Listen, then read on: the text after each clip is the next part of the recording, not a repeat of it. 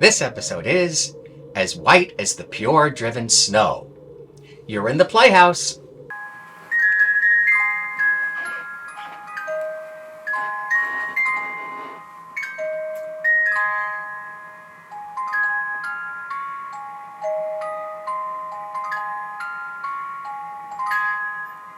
Welcome to the Playhouse. I'm Uncle Paul.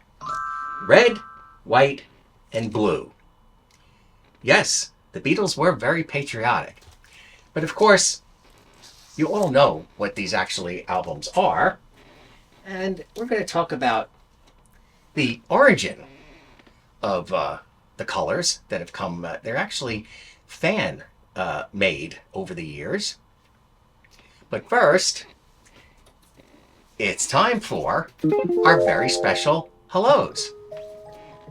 Hello to Beatly Tone, Mr. Jerome Luby, Finley, Mr. Stickermania's family, Matthew Street, Rachel's Ghost, Andrew of Parlogram, Beetle Dustino, Andrew Dixon, Dave Sudstrom, Patricia of A Little Beatles Corner, Beetle Brad, Beetle Dave, Polly Hewitt, Ken Michaels Radio, Joe Mayo, Brendan Snyder, and Andy of Tom of Two Legs.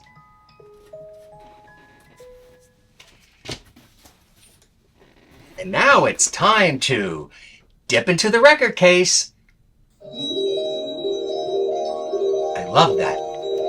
With object, presentation, artifact, showcase. Well, this is the Playhouse's first copy of the Beatles White Album. I'm going to give you a little thoughts and history behind it, even though the Playhouse members know all the history. But let's face it, only the Beatles could have gotten away with, in 1968, releasing a double album that had absolutely no track listings on the sealed album. It had no singles released from the album at the time. They were just coming off, of course, the smash, incredible, most popular selling Beatles single of all time, Hey Jude, backed with Revolution. But those, as the Beatles believed, they didn't like to put singles on albums. Now, this is, of course, the only double album that the Beatles ever produced. But again, they had such faith in their audience, and of course, perhaps themselves, to expect and want the public to buy an album that they had no idea what was on it. And again, with no cover art. So this is, again, the Playhouse's original copy. And the first ones, of course, were embossed perfectly here with the name The Beatles. And each were individually numbered. And the Playhouse number here is 2302143. Now, the Playhouse does have some lower numbers in the vaults. Now, just again, a little bit about the colors. Now, the Beatles intended this album to be named The Beatles. Now, just over time, of course, the fans, and yes, even the Beatles by, I believe it was 1969 or 70, one of them referred to this as the White Album. But that was something, again, that was just picked up over time to name the album. Because I guess if you were asked, so what was your favorite album by the Beatles? And you'd say, The Beatles. So then you can understand maybe how the White Album, you can have The Beatles by the Beatles. That would have been the answer if you didn't refer to the album as the White Album. Now, same thing happened over time with, of course, the red and blue collections. Now, this is, of course, the official title, The Beatles 1962 to 1966, and that this came out in, I believe, 1973. At the same time, the double album came out of the companion Greatest Hits album, The Beatles 1967 to 1970. Now, the origin of the colors that now the Beatles have albums that are referred to not by their titles it kind of also, there's a famous walk that John Lennon had in Central Park. Sadly, one of his last walks in the fall of 1980. And he is caught on film, and a fan meets him. And the fan yells to him, "I love your Blue album." And so it goes back at least as far as 1980, like 7 years after this was released. And John chuckles, but of course he was referring to the Beatles 62 to 67 to 70, meaning the Blue album. And now the Capitol Apple and Universal Music people refer to these albums, sometimes even in selling points, as the Red and Blue albums, instead of always just by their actual titles. Now, we're going to take a look at some of the ways that the White Album contents were marketed throughout the years. I'm going to start with, this is a fan-made item, of course, so it's fine. This is just a magnet that of the label of side 1. And these are fun, and they're fan-made, but the Playhouse loves these. Now, this I really love. Again, we're going to hear that I love everything. This was a subscription series lunchbox collection from 1999. Apple licensed it. And what makes this so special is that they have the Beatles, of course, embossed, which really makes it unique. So even on, see, both sides. Exactly. As you know, later on now, when you buy the album now, the Beatles is just printed in gray. It's not embossed anymore. I guess for cost-cutting measures. Very similar to this single. Now, I said before that there were no singles at the time released from the Beatles White Album. But in 1976, Capitol decided to put out 2 songs from the album, Obla Di Obla Da and Julia. But again, what makes this special, interesting, is these picture sleeves, in a salute to the numbering of the original White Albums that were individually numbered, as we said. These picture sleeves are actually individually numbered as well, as the top one is 337404 and the second one 467881. Even though these are identical, but I thought that was, they really tried to make that extra special, because that has to be very costly to print a different number on each one of the picture sleeves.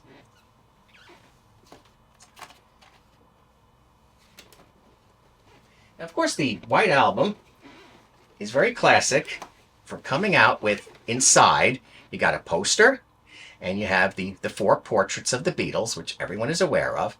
Of course, this is what's nice about our original White Album one as well, that, again, from my original ones, the portraits were made on heavy stock paper. It's like almost photographic paper. And of course, now when you buy, it started at least 30 years ago, the portraits are made of much thinner stock. So people like to find the original, more Kodak paper type portraits. Now, these glasses, of course, resemble the portraits, and they were made in 2009, and these are referred to as pint glasses. But so here's the 4 portraits. This is Paul, but we turn this one around because they even went to the extra trouble of adding the track listings to every song from the Beatles' double White Album. So it does start with Back in the USSR and the continuing story of Bungalow Bill, which was quite a wordy title, is totally printed, and it goes right to Revolution 9 and Good Night. And there's a nice feeling there that they did. These are it's like semi-frosted, the glasses there. So you could still kind of find these inexpensively. So if you ever see these and you just see them this way, remember that the back has all the song titles on it, making it extra drinkable or, of course, collectible.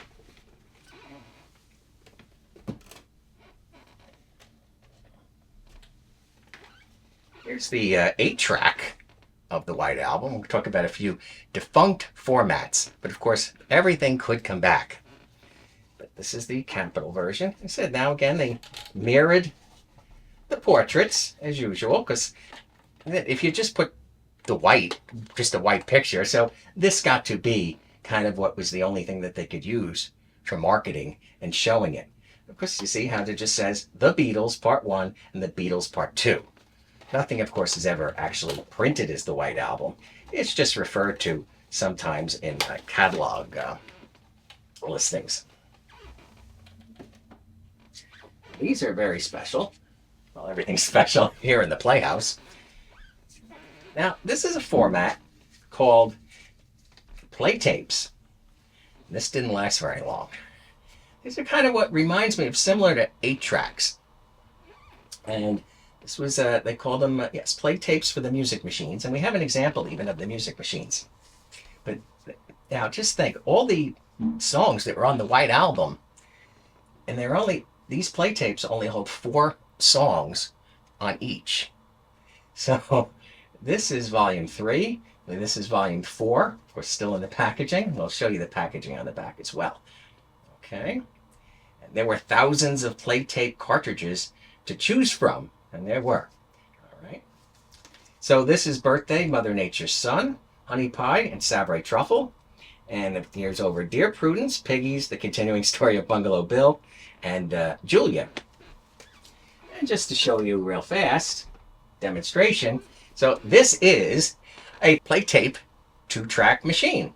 So what you do is take your cartridge, and you put it in the side, and then you turn it on here. And if you want to listen to the first 2 songs, you put it on channel 1, and then you move on to channel 2. But as I said, it's just for fun, because the quality wasn't too good on this, but the cassette's obviously won out as being the overall popular format. Now, here's Hot Wheels put out an incredible collection in 2016. Now, this is, again, when they market it as with showing the White Album. And this is the Highway Hauler.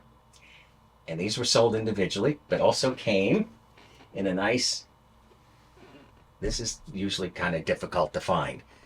All 5 that were available are in this premium set. And they did a really nice job with these, putting all 5 in. And again, you could buy them separately as well.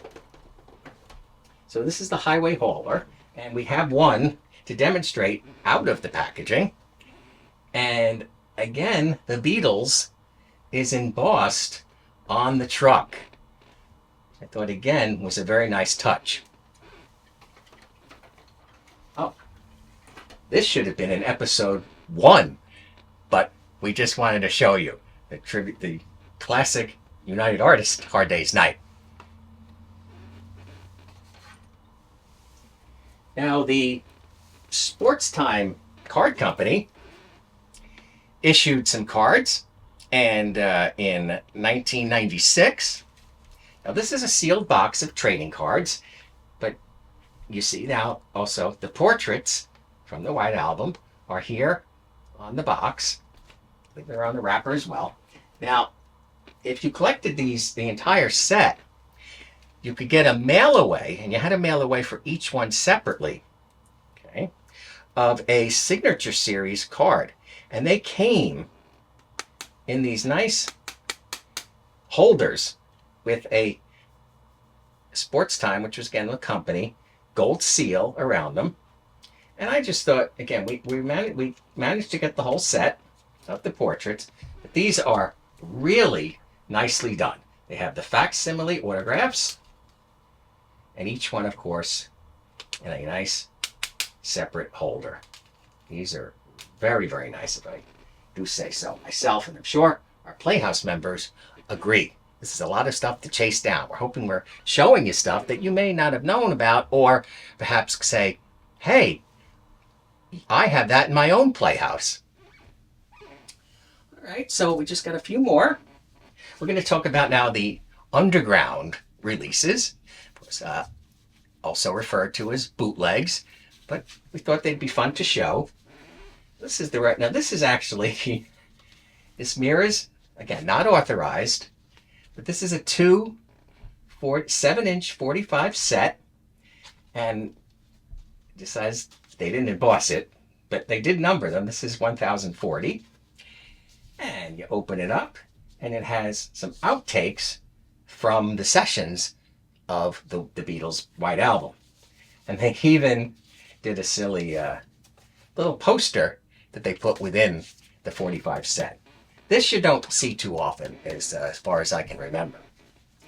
And we have one more. This is very famous. This has been printed by a lot of underground companies. Now, we got this in the 1980s, and this is a little play of the White Album, the Black Album. But of course, this is totally unauthorized. But they did bother on this printing, okay, that the Beatles is embossed on the cover, which is a nice touch. They put a lot of work into this and thought.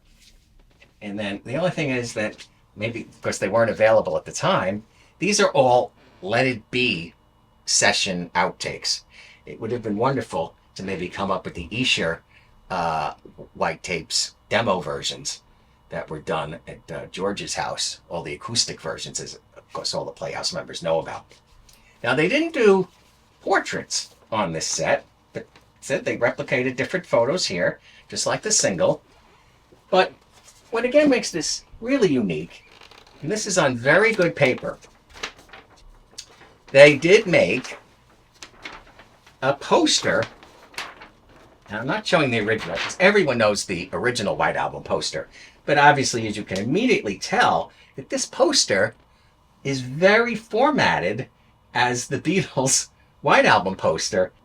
Yes, and even there's an interview, because the original poster has the lyrics to all the songs. But here's an interview with Michael Lindsay Hogg and George, little interview snippets from probably definitely the Let It Be sessions. Well, I hope you've enjoyed our exploration into the Beatles White Album. And for now, the Playhouse is closed. Thanks, Joe Friday.